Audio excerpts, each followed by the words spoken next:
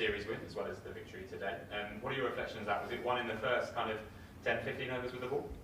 I think, yeah, that was a key part of the game for us. Obviously, we always want to be aggressive and take wickets, but it doesn't always happen. But yeah, today it came off, and Katherine was really, really aggressive with the ball and making it very difficult with the batters, for the batters even. And I managed to come on at the other end and help out. Yeah, we'll get on to you opening the bowling in a second, but firstly, Katherine, have you seen Katherine bowl that well for a while? It seemed like she was really, really on song today.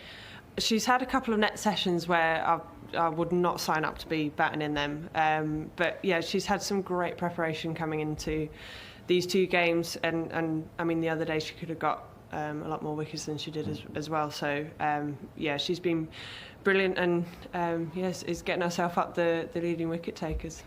And you mentioned yourself opening the bowling alongside her. Talk me through the reasoning behind that. Yeah, so I wasn't initially down to open the bowling. Tash was going to go from the other end, but with that wind as it was, I think they were both were thinking that they would both be really effective from that end. So yeah, I got the nod about 10 minutes before we started for the other end. So yeah, I was very happy to have a go really at opening the bowling. And after the first ODI, Tammy mentioned specifically that one thing Lisa Cartney's been working on with you as a team is taking wickets, is attacking, not just sitting in and containing. Was that on evidence? Was that on show today? Definitely. I think we probably had the best of the conditions as well, but obviously that means that seamers need to take wickets really. So sometimes that can be a pressure that you know, the margin for error might be a bit smaller or whatever it is, but we managed to put it in the right area for a long time, I'd say, and kept the pressure on for the first 15 overs or so. Is it hard to kind of track where you are as a team, because obviously you haven't played ODI cricket before this series for a long time? The World T20 was quite a long time ago now. I've just read on Twitter that you've won 10 games in a row in all formats, which doesn't feel like it's happened really. What does it feel like? You know, where do you feel like you are as a team at the minute? Yeah, well, like you say, we obviously haven't played ODIs for a really long time. So I think just coming into this series, we really wanted to make sure that we hit the ground running and didn't take a game to sort of get into the series. So we're really happy with where we are at the minute, and I guess things that we needed to work on from the warm-up game has also happened. A bit more consistency with the ball and putting it in the right area more often, but also batting in partnerships and making sure that we extend those and keep doing the good things for longer. So I think we're in a really good place at the minute, and hopefully we can wrap up the ODI series, the ODI part of the tour in 2 days' time. Are you predicting any changes for that third ODI, or is it kind of wait and see from your point of view? It's possible, I guess. Well, we had one change from the first game to the second, so yeah, I think obviously we've got the World Cup next year in mind, so working towards that in terms of getting people in the squad, time to play 50 overs is important as well. So yeah, we'll see what happens. And then just in terms of a few individuals I'd like to name check, I mean, I'm sure you'll bat it away and say it's a team sport, but Tammy Beaumont today, 2,500 ODI runs, I think the 6th Englishwoman to get to that target. I mean, I think it kind of goes under the radar a little bit, just how consistent she is at this format of the game. Yeah, I think I saw a tweet the other day. She's like second most ODI runs scored in the last year or so.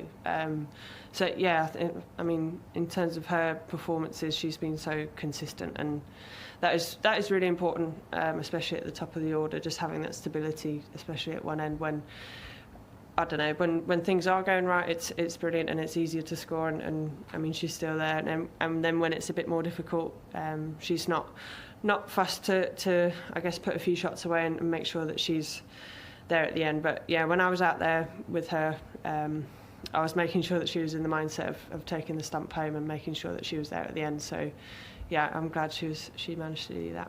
Just a word on your performance. Obviously you played fantastically well. I feel like you'd be furious with yourself with how you got out. Is that fair? Yeah, I wanted a 4 towards the KFC sign, but yeah, I didn't quite get it. But yeah, on another day, hopefully I've managed to get that and just keep the scoreboard ticking, really. But yeah, I mean, I just wanted to score. I was eager to score. So yeah, I feel like that's that's part of my game as well, just being able to get off strike and take the boundaries when they're on offer. So yeah, hopefully next time I get it in the middle. And just a word on your old pal Amy Jones. When you met first week of freshers at Loughborough University all those years ago, 1,000 ODI runs for her today. It hasn't always been easy, in and out of the team, deputy wicketkeeper for a long time. Just how happy are you for her? Yeah, I'm really, really pleased for her. I don't know if she knew about the 1,000 runs scored, but she actually did get a boundary off the last ball, so maybe she did in the end. But yeah, I'd love seeing her score runs. She just makes it look so easy, and it hasn't always been easy for her. She obviously holds the World Cup in 2017 was a big moment for her because she got left out, and I think that really helped her change a little bit in the way she trained and in the way she thought about things. So yeah, I'm really pleased that she's managed to get herself a 40 and bring the stump home as well. And just a final one from me. I feel that if there were a real journalist here, they would ask the question. So a little bit of Twitter kind of back and forth nonsense this morning after the men's team defeated India. I just wonder whether you'd comment on that for us. Yeah, well, I didn't actually see the tweet, but I did hear about it from some of the girls today. Yeah, obviously Alex has her opinions, and that's fair enough. But yeah, I mean, maybe it wasn't the best timing because I mean, if we had lost a Test match in 2 days, I would be pretty mad.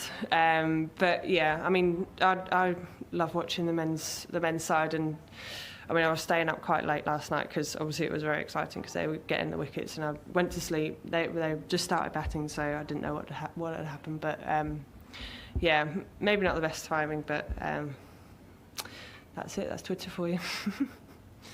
Let's ask one question. Mentally, do you think you've got the edge over the Watkins at the moment? They're on the opposite street. They've now lost 11 games in a row, which is confidence denting to say the least. So mentally, do you feel you've got a bit of an edge? Because from our perspective, from your home conditions, they've got the best lineup they can possibly really throw. You have massive few injuries, but do you think you've got the edge? A little bit, yeah. I think it shows that we've managed to bowl them out twice.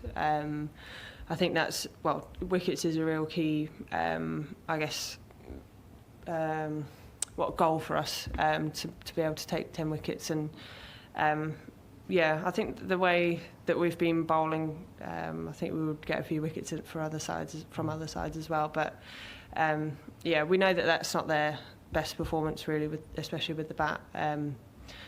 And yeah, we know what their players are capable of, but yeah, unfortunately at the minute we seem to be one step ahead a little bit. Well, fortunately for you. Yeah, well done. Congratulations. Thank you.